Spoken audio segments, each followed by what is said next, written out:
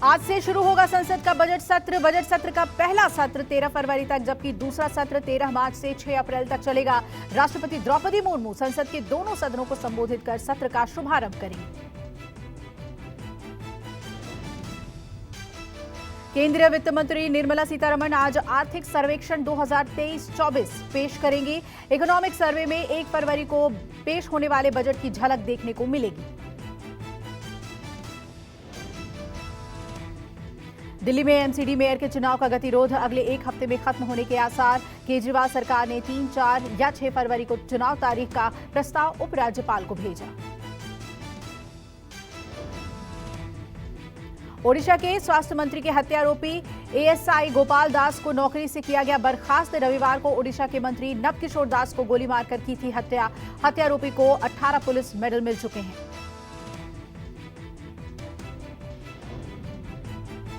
Samajwadi party में हुई शिवपाल यादव की आधिकारिक वापसी। सपा अध्यक्ष अखिलेश यादव ने शिवपाल को राष्ट्रीय महासचिव बनाया है। हालांकि शिवपाल के करीबियों को पार्टी की कार्यकारिणी में जगह नहीं मिली। बिहार के आरा में जेडीयू के वरिष्ठ नेता उपेंद्र कुशवाहा के काफिले पर हमला हुआ। उपेंद्र कुशवाहा ने ट्वीट कर हमले की जानकारी दी। भोजपुर के जगदीशपुर में कुशवाहा के काफिले पर पत्थरबाजी हुई। भोजपुर जिले के जगदीशपुर में नयका टोला में अज्ञात लोगों की पत्थरबाजी में कई गाड़ियों को नुकसान। कुशवाहा के मुताबिक सुरक्षा कर्मियों के एक्टिव होने पर भागे हमलावर। आ रहे थे तो नयका टोला मोड़ है जगदीशपुर में, अचानक से मेरी गाड़ी पर पत्थर फेंका जाने लगा। फिर हमारे साथ जो सुरक्षा कर्मी पुलिस के हैं वो लोग उतर कर उधर गए, तो उसके बाद फिर वहाँ से भागने लगे जो लोग पत्थर फेंक रहे थे। जेडीयू नेता कुशवाहा पर हमले को लेकर बिहार के डिप्टी सीएम तेजस्वी यादव ने बयान दिया। कहा, प्रशासन जांच के बाद कानून सम्मत कार्रवाई करेगा। नहीं, अगर ऐसी बात है तो हमको लगता है कि प्रशासन जो है वो कार्रवाई करेगी। कोई भी होंगे इसमें वो देखा जाएगा। अयोध्या के राम मंदिर के गर्भगृह में इस्तेमाल होने वाली शिलाएं नेपाल से चलकर देर रात मुजफ्फरपुर पहुंची। देवशिलाओं का भव्य स्वागत हुआ। आधी रात हजारों की तादाद में श्रद्धालुओं ने शिलाओं के दर्शन किए। गोपालगंज होते हुए ये शिलाएं कुशीनगर से यूपी में प्रवेश करेंगी। 6 करोड़ साल पुरानी शालिग्राम की 2 देवशिलाओं से गर्भगृह में स्थापित होने वाली श्रीराम की नई मूर्ति बनेगी। अयोध्या में श्री राम मंदिर के लिए आने वाली शिलाओं को स्पर्श करने के लिए नेपाल में भी जन सैलाब उमड़ा। श्रीनगर में भारत जोड़ो यात्रा के समापन पर बोले राहुल गांधी, यहां आने से पहले सुरक्षा को लेकर डराया, लेकिन मैंने खुद से नफरत करने वालों को दिया मौका। जम्मू कश्मीर ने मुझे ग्रेनेड नहीं प्यार दिया। राहुल ने कहा, हिंसा का दर्द नहीं समझ सकते मोदी और अमित शाह। 16 साल का था जब दादी को गोली मारने की खबर मिली। यात्रा के समापन पर बोली प्रियंका गांधी, कश्मीर में यात्रा के स्वागत से अभिभूत हूं। सत्य और अहिंसा की बुनियाद पर देश का निर्माण, मौजूदा राजनीति से देश का भला नहीं। भारी बर्फबारी के बीच मस्ती करते दिखे राहुल गांधी और प्रियंका, एक दूसरे पर फेंके बर्फ के गोले। भारी बर्फबारी के बीच श्रीनगर में भारत जोड़ो यात्रा का समापन हुआ। उमर अब्दुल्ला समेत कई विपक्षी दलों के नेता मौजूद। आज भारत जोड़ो यात्रा पद यात्रा का समापन समारोह। श्रीनगर में भारी बर्फबारी के बीच राहुल की मौजूदगी में फहराया गया तिरंगा।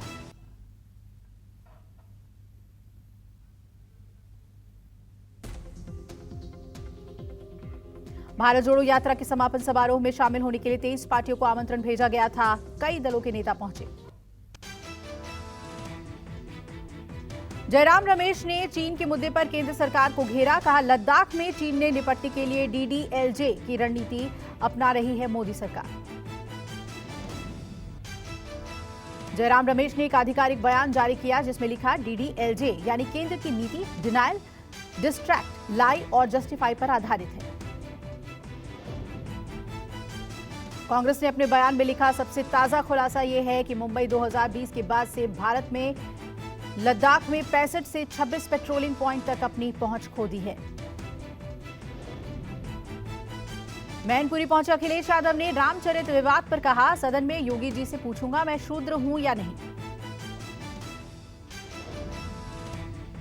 अखिलेश यादव ने कहा, श्री राम और श्री रामचरितमानस के खिलाफ नहीं हूं, लेकिन रामचरितमानस में जो लिखा है उसे नकारा नहीं जा सकता। रामचरितमानस विवाद पर बीएसपी सुप्रीमो मायावती की पहली प्रतिक्रिया सामने आई। मायावती ने बीजेपी और समाजवादी पार्टी पर तीखा वार किया। मायावती ने कहा, बीजेपी और समाजवादी पार्टी की मिलीभगत है, असली मुद्दों से भटकाकर हिंदू मुस्लिम में जनता को उलझाने की साजिश है। मायावती ने ट्वीट करके कहा, संकीर्ण राजनीतिक और चुनावी स्वार्थ हेतु जातीय व धार्मिक द्वेष, नफरत फैलाना, बॉयकॉट कल्चर बीजेपी की पहचान है, पर सपा का वही राजनीतिक रंग रूप दुर्भाग्यपूर्ण है। रामचरितमानस की प्रतियां फाड़ने जलाने पर पीजीआई थाने में 8 आरोपियों के खिलाफ दर्ज हुई एफआईआर, 5 आरोपियों की हुई गिरफ्तारी। पूर्व मंत्री स्वामी प्रसाद मौर्य का भी एफआईआर में नाम। माहौल बिगाड़ने, धार्मिक भावनाएं भड़काने की धाराओं में दर्ज हुई एफआईआर। अखिल भारतीय ओबीसी महासभा से जुड़े बताए जा रहे हैं आरोपी। कासगंज में स्वामी प्रसाद और बिहार के शिक्षा मंत्री चंद्रशेखर के खिलाफ भारी गुस्सा, दोनों नेताओं के पोस्टर पर जूते मारने की अपील। स्वामी प्रसाद मौर्य पर डिप्टी सीएम ब्रजेश पाठक का बड़ा बयान, कहा सपा तुष्टीकरण की राजनीति कर रही है, स्वामी प्रसाद के पास अब कहने को कुछ बचा नहीं है। ब्रजेश पाठक ने कहा, जनता ने बुरी तरह उन्हें नकार दिया है, सपा जब जब सत्ता में रही है गुंडे माफिया मवालियों को संरक्षण मिला है। यूपी के गोरखपुर में गोरक्षपीठ पर हमला करने वाले आतंकी मुर्तजा को फांसी की सजा। लखनऊ एनआईए कोर्ट ने सुनाई सजा। मुर्तजा ने पिछले साल 4 अप्रैल को मंदिर पर किया था हमला।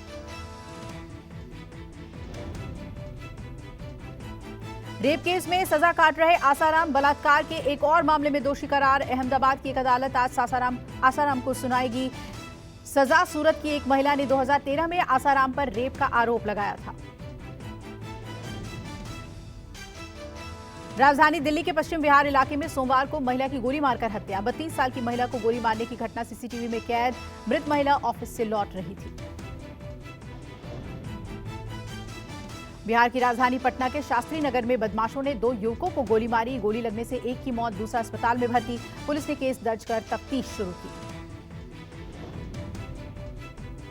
मुंबई के बोरीवली पूर्व कस्तूरबा पुलिस ने बुलेट चोर बंटी बबली को गिरफ्तार किया। बुलेट बाइक चुराने के शौकीन इस जोड़ी ने नवंबर से जनवरी के बीच 3 बाइकें चुराई थी। एयर मार्शल एपी सिंह को भारतीय वायुसेना का नया उप प्रमुख नियुक्त किया गया। AP Singh air marshal Sandeep Singh का स्थान लेंगे, जो आज रिटायर हो रहे हैं।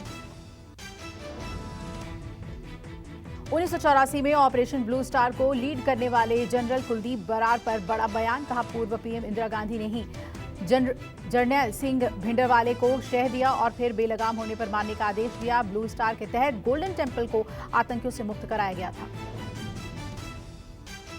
यूपी में रोडवेज बसों के किराए में 25 पैसे प्रति किलोमीटर की बढ़ोतरी। लखनऊ से दिल्ली आने वाले यात्रियों को 125 रुपए अतिरिक्त देने होंगे। राज्य में ऑटो और टेम्पो किराया पहले किलोमीटर के लिए 10 रुपए 58 पैसे देने होंगे।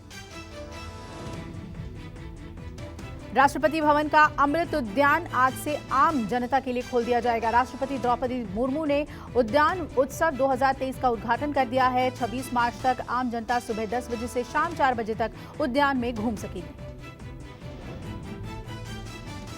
अजमेर दरगाह में विवादित नारों के बाद माहौल बिगड़ा। जायरीन युवक को अजमेर के खादिमों ने बुरी तरह से पीटा। अजमेर में गरीब नवाज का सालाना उर्स चल रहा है। इस दौरान आरोप है कि बरेलवी संप्रदाय के कुछ लोगों ने दरगाह परिसर के अंदर नारेबाजी की, जिससे दरगाह के खादिम भड़क गए। मामले में कोई भी औपचारिक शिकायत दर्ज नहीं कराई गई है। दरगाह थाना प्रभारी अमर सिंह भाटी के हस्तक्षेप के बाद मामला शांत हुआ। पठान की ताबड़तोड़ कमाई के साथ साथ फिल्म का विरोध भी जारी है। अलग अलग जगहों से पठान के विरोध की तस्वीरें सामने आई। मुंबई के भायंदर पश्चिम के मैक्सिस मॉल में भी पठान का विरोध किया गया। हिंदू संगठनों ने फिल्म के विरोध में मॉल में लगा पठान का डिजिटल पोस्टर तोड़ दिया। मौके पर पहुंची पुलिस ने संभाला मोर्चा। तोड़फोड़ की घटना में शामिल 9 लोगों को पुलिस ने गिरफ्तार किया।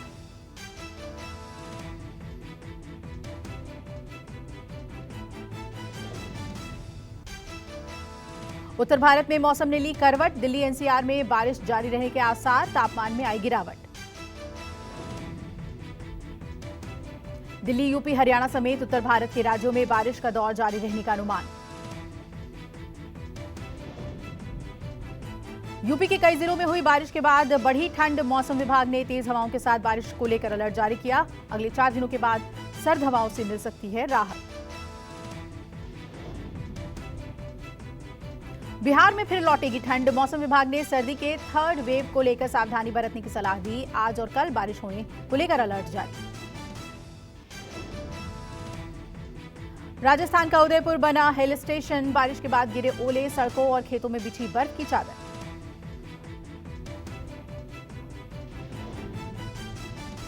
जम्मू कश्मीर से लेकर उत्तराखंड तक एक बार फिर बर्फबारी का दौर जारी। चारों तरफ बिछी बर्फ की सफेद चादर। जनजीवन अस्त व्यस्त। मौसम विभाग ने जम्मू कश्मीर, हिमाचल और उत्तराखंड में आज भी भारी बारिश और बर्फबारी को लेकर ऑरेंज अलर्ट जारी किया। बर्फबारी से श्रीनगर एयरपोर्ट पर उड़ानें प्रभावित। जम्मू कश्मीर के बारामूला में हो रही भारी बर्फबारी। सड़कों पर जमी बर्फबारी की वजह से यातायात हुआ प्रभावित। श्रीनगर में बर्फबारी का दौर जारी। चारों तरफ बर्फ की चादर बिछी। बर्फबारी के कारण सैलानियों के चेहरे खिले। टूरिस्ट बर्फबारी का लुत्फ उठा रहे। शिमला के नारकंडा में हो रही भारी बर्फबारी। बर्फबारी के बाद चारों तरफ बर्फ की मोटी परत जमी। सैलानियों के चेहरे खिले।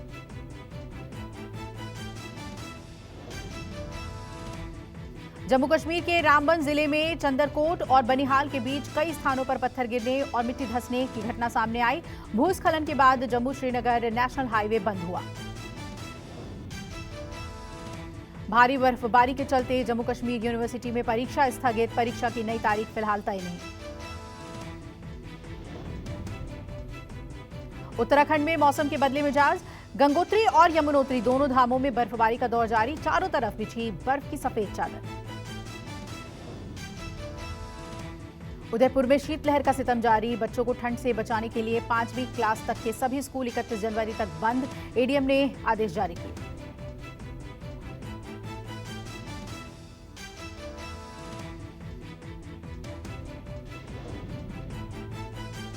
पाकिस्तान के पेशावर में सोमवार को मस्जिद में आत्मघाती हमले में 61 लोगों की मौत। धमाके में 157 लोग जख्मी।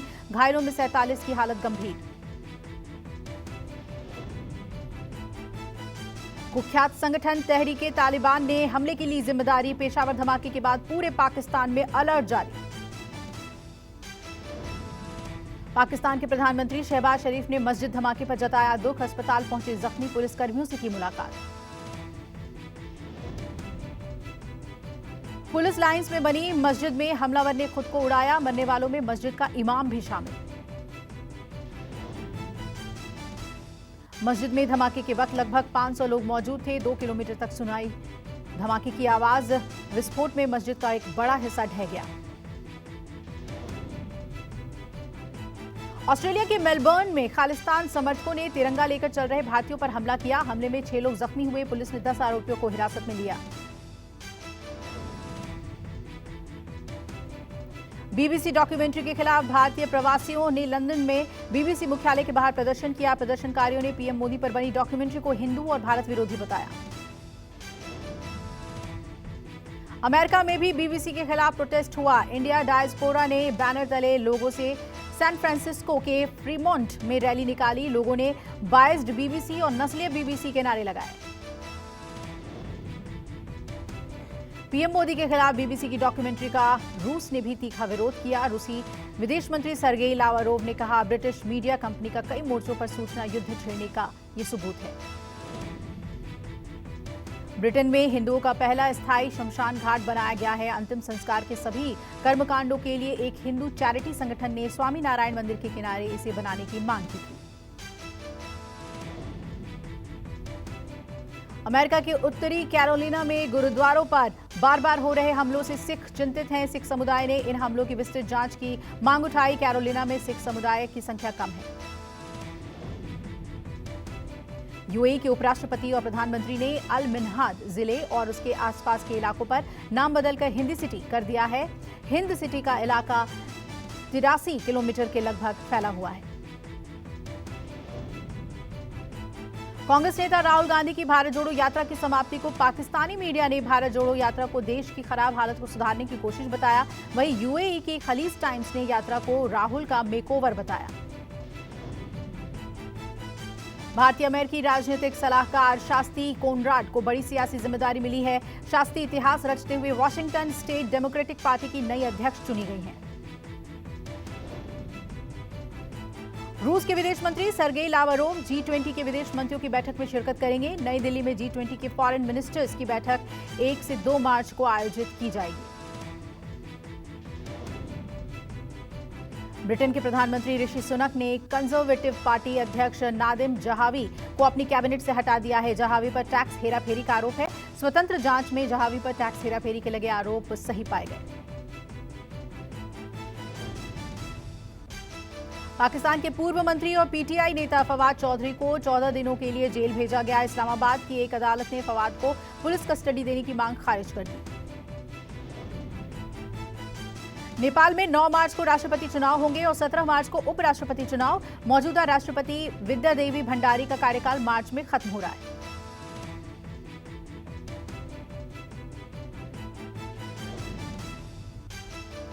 अमेरिका नेपाल में $1 बिलियन का निवेश करेगा। यूएस प्रशासन ने नेपाल की प्रचंड सरकार से मिलेनियम चैलेंज कॉरपोरेशन समझौते की योजना को जल्द से जल्द अंतिम रूप देने का आग्रह किया।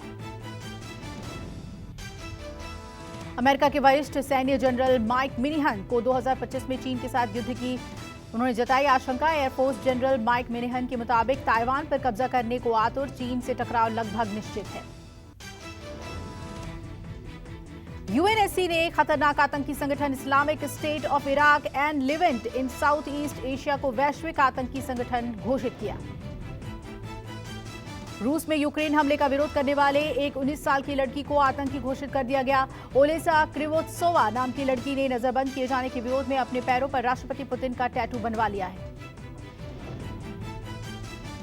ब्रिटेन के पूर्व प्रधानमंत्री बोरिस जॉनसन ने दावा किया कि रूस के राष्ट्रपति व्लादिमीर पुतिन ने उन्हें जान से मारने की धमकी दी थी। एक इंटरव्यू में बोरिस ने किए दावों को रूस ने झूठ करार दिया है।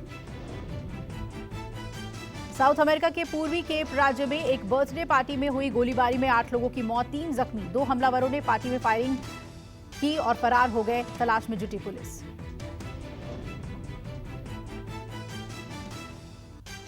ईरान के एक खोए शहर में 5.9 तीव्रता का भूकंप आया। भूकंप में 7 की मौत, 450 से ज्यादा जख्मी। भूकंप का केंद्र जमीन के 10 किलोमीटर अंदर, सैकड़ों घर तबाह हुए। रूस के राष्ट्रपति पुतिन ने की सऊदी अरब के क्राउन प्रिंस मोहम्मद बिन सलमान अल सऊद की से बात। ओपेक बैठक से पहले आपसी सहयोग पर चर्चा की। पाकिस्तान के खैबर पख्तूनख्वा में नाव डूबने से 10 बच्चों की मौत। घटना टांडा डैम के कोहट जिले के एक मदरसे के छात्रों और टीचर्स पिकनिक मनाने गए थे। 17 बच्चों को बचा लिया गया। पाकिस्तान के बलूचिस्तान में एक बस खाई में गिरी बस में आग लगी। हादसे में 44 लोगों की मौत, 48 यात्री सवार थे। बस क्वेटा से कराची जा रही थी। आसमान की रानी के नाम से मशहूर बोइंग के जंबो जेट बोइंग 747 के आज आखिरी प्लेन की डिलीवरी होगी। एटलस एयर को बोइंग 747 का आखिरी प्लेन मिलेगा।